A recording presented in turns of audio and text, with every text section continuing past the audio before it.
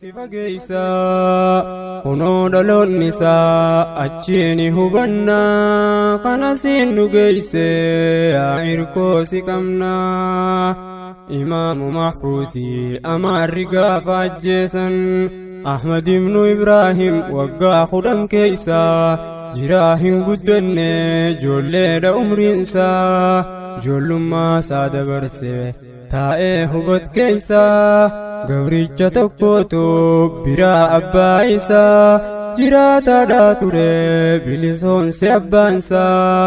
adlii ja'an yookaan adooliidha maqaansa imaamu Ahmadiin to'annoo fi eegumsa adlii jalat ture bareecha guddisa dargaggummaa isaa kottarraa dubbanna kanasiin nu geeyse haa irkoo si qabna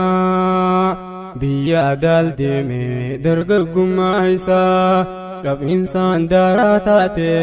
jireeniin tasgabbeeysa yakka garaa garaa kan hawaasa keeysa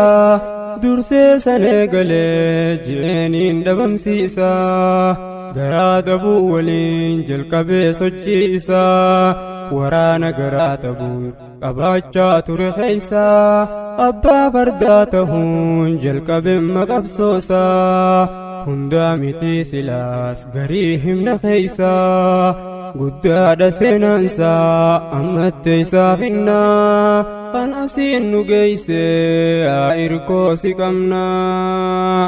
galanni keeti yaa rabbal aalamiina kan asiin nu geeyse haa irkoo si qabna imaamu Ahmad